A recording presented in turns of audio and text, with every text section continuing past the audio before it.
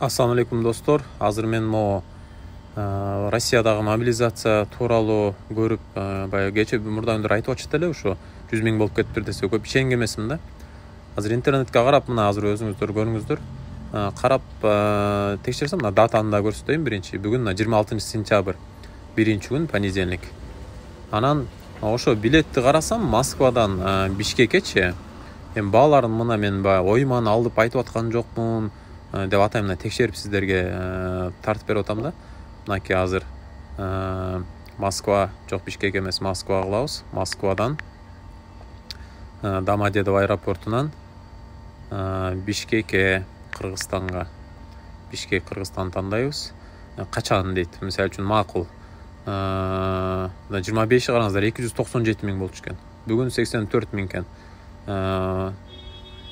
Мисалы үчүн бүгүнкү күндү же макул бүгүнкү күндү карайлы, 84 000ден бар экенби. Анан карап атсак, бүгүнкү күнгө 84 000 деп турат, мына билет депчи. Бирок билет жок дейт канада, мына билет жок. 84 000 дегени мененчи, макул 84 000 деле алып учуп кетейин дегендер биздин жарандар болуп калсачы. Кайра карайбыз, мына Москвадан Бишкекке, мына Москва деп жазабыз.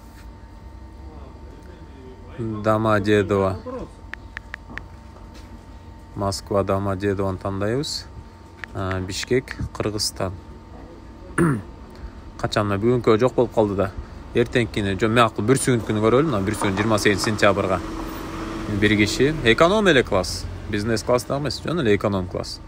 Эң арзан 137 000 экен, 17 саат учат экен. Андан кийинкиси 297 000 экен. Андан да 137 000, 21 саат. Пересадкалар менен да булар.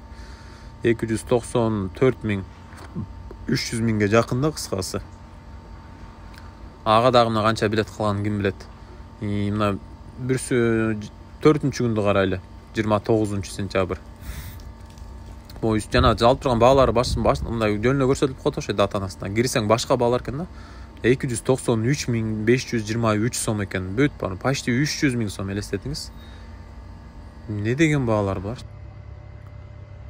Достор, ушул мо билеттин баасы мына караңыздар 300 000ге чейин экен да. Эртең бир күн учам деп калгандар болсо, балким эле мобилизацияга деле тиешеси жок да. Балким бир тууганы, ата-энесинин бирөө, жакындарынын бирөө каза болуп калды, срочный бирөө ооруп калды, жумуштар менен келиш керек болуп калды, биздин мына кыргызстандык жарандарыбыздын биричи. Ошол келем деп атса кандай мына кыйынчылыкка дуушар болуп атат да.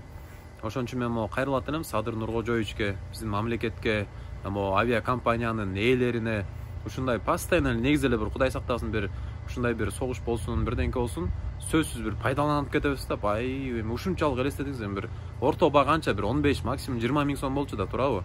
Ошондо 10 эсе, 15 эсе кымбат болуп атат да азырчы. Биз муну деген азыр мамлекетке, өкмөткө жеткириш керек болуп атат. Ушул депутаттарга айтып, эл өкүлдөрүнө айтып, ушуну көтөрүшсүн, ушул маселеничи. Ушуну болушунча репост кылыңыздар видеонучу, башкаларга жетсин, ошолорго жетсин, көрөлү. Керек болсо билбейм, байкуштар мисалы үчүн эмне болуп атат ошол жактагылар. Анан жанагындай ар кандай сөздөр кетип атат, мигранттарды дагы согуштурат, андай мындай депчи. Анан Кудай сактасын, эми жөн жерден эми Россияга бирөө бир нападение кылып атса дагы макул, анан баягы гражданствону алып алгандар баягы Россияны эми коргош керек да. Анан булар өзлөрү биринчи баштап атпайбы мындайча айткандачы. Анан бир политика, билбейм эми эмне үчүн болуп атканын да бир гана Кудай билет. Бирок кыскасы айта турган жер, жөн жерден элдер кыйналып атат да. Ошон үчүн биз мындай, менин ой пикирим, жок дегенде ушул биздин өзүбүздүн баягы Кыргызстандын авиакомпаниялары бар да, ошолорду жөнөтүп Москвага, Россияга, булуң бурчка шаарларына, анан бир 20 000, 30 000 макул эми пустой кетсин тиякачы.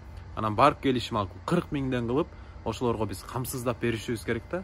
Ошолор биздин жарандарыбыз өз мекенине кайтып келишине биз салымыбызды кошушубуз керекпиз.